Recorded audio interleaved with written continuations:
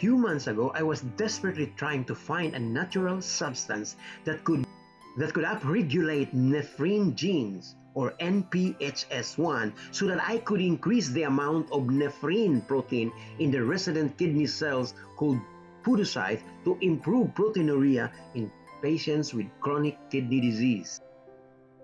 In the course of my study, I encountered curcumin as an active ingredient of turmeric. Curcumin can down-regulate genes that regulates the expression of calcium calmodulin dependent protein kinase 4, abbreviated as CAMK4. Why is this important? Because an increased amount of CAMK4 in the resident kidney cells can cause a stress in the podocytes, resulting in a kidney failure. Now, an increased amount of CAMK4 also happens to be due to an increased amount of cytosolic calcium inside the podocyte cells. So an increased amount of cytosolic calcium inside the podocyte cells will bind to calmodulin, and then this complex can target the CAMK4, resulting in a myriad of biological effects, including flipping on the switch of autoimmune disease. By downregulating the genes that controls the expression of CAMK4, we upregulate nephrine genes, increasing the amount of nephrine proteins responsible for the final filter of proteins in the resident kidney cells, epithelial cells called podocytes. As my study goes deeper and deeper, I realized that turmeric is not just protecting our kidney cells, can also protect our heart, liver, kidney, and also improve our erectile dysfunction. What an amazing benefits! Now it got your attention. So what is turmeric? Turmeric is a root that belongs to ginger family. Since the beginning of human civilization, turmeric has been linked to have a positive impact on a myriad of diseases like diabetes, rheumatoid arthritis, chronic kidney disease, any chronic inflammations, including cancers, as well as dementia. Let us talk about the mechanism of action, why turmeric is a superfood. Curcumin is the active ingredient of turmeric. It blocks several pathways in our body. It blocks the necrotic factor kappa B signaling pathway. It also blocks or inhibits the signal of transducer and transcription pathway. It inhibits the cyclooxygenase 2 or CAX2 signaling pathway, and it also activates the NRF2 pathway, producing glutathione. So the action of these four pathways will end up reducing inflammation and reducing the chances of cancer cell formation by reducing carcinogenesis, reducing angiogenesis, reducing invasions of cells in cancer formation, and also reducing the chances of O-glycosylation, which is also a pathogenesis for cancer formation. It also activates caspase via B-cantanin pathway, resulting in the retardations of growth and cell proliferation. It activates p53, which is a master regulator, resulting in transcriptional regulation, promoting G1 cell arrest, DNA repair damage, apoptosis, angiogenesis. So these are also very important major defenses in our body, so that we can optimize and maximum, we can optimize health at a cellular level. The last but not least is my favorite mechanism of actions of curcumin.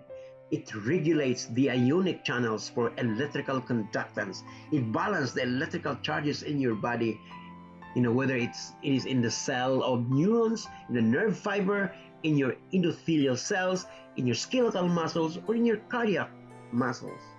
This regulates, and it has a calming effect to those cells, because whenever those cells will be excited or prolonged excitation, curcumin has a calming effect to bring back to its resting membrane potential to repolarize. So it regulates the intracellular calcium via calcium release, calcium activated channel. It also regulates the IP3 channel, and it also regulates the calcium activated potassium channel. So by regulating these three, it controls or it makes the cell bring back to its polarization state from any outside stimulus, any stimulus causing depolarization or causing excitation.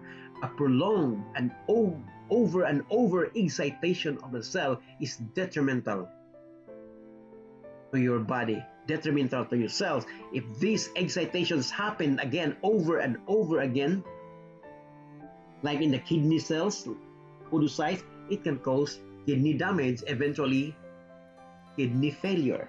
If it's in the liver, you have a liver disease. If it's in neurons, you have a neurodegenerative disorder like multiple sclerosis. It can cause cancer. So regulating the amount of calcium inside the cell, the cytosolic calcium, is necessary. The benefits of turmeric. Turmeric has an anti-obesity. It regulates the lipid metabolism and controls your body mass index. It has an anti-acne property due to its antibacterial properties. It has antifungal, antiviral properties. It also has a it has a wound healing effect. It has also an anti-sclerotic properties. Why? Because curcumin can stimulate the production of more nitric oxide in your endothelial cells, causing vasodilations. Curcumin has also an anti-stress property. It has an anti-inflammatory properties because, like I said earlier, it will activate the production of NRF2 pathway, producing more glutathione to fight free radicals and reactive oxygen species by the glutathione. So that's why it has an anti-inflammatory. It also inhibits the production of malondialdehyde and T-barbituric acid, which are indicators of lipid peroxidation. That's why it has an antioxidant property. It also relieves pain via inhibiting the cyclooxygenase 2 enzymes. It also has an epigenetic modulator. It regulates the expression of the bad genes. It regulates also angiogenesis. Whenever it's needed, whenever there's a cancer cell, it stops feeding the cancer cell. The blood vessels stop growing, stopping the nutrients of the cancer cell. And when you have a wound, it also produces more blood vessels to regenerate or heal faster. It has an anti-cancer property. Now, other properties or other benefits, it has a calming effect, like I said earlier, to the cells. It can easily bring back the cell to its resting state. Resting is the key to our health. If you have more rest, you're more healthy. So curcumin has the capacity to bring back your cell from excitatory state to resting state by regulating those channels that I mentioned earlier. It also binds with calcium calmodulin dependent protein kinase 4, preventing to the downstream reactions, preventing to a downstream cascading reaction, which is responsible for a lot of biological effects of the body. It also has a property to regulate cytosolic calcium via calcium release activated calcium channel, regulates calcium via IP3 channels, also regulates the calcium activated potassium channel. It inhibits T-bars and malondialdehyde, and it promotes nitric oxide production, responsible for your erection. There are ways of taking turmeric in order to maximize its benefits. We know curcumin is a fat-soluble substance and it is not easily absorbable in the intestine. So it is necessary to take together with milk, coconut milk, avocado, and also taking bioperine or piperine from the black pepper can increase 1,000 times absorption according to studies. So you can take it either by capsule or by powdered sprinkling in your smoothie, or also you can take it by using as a spice.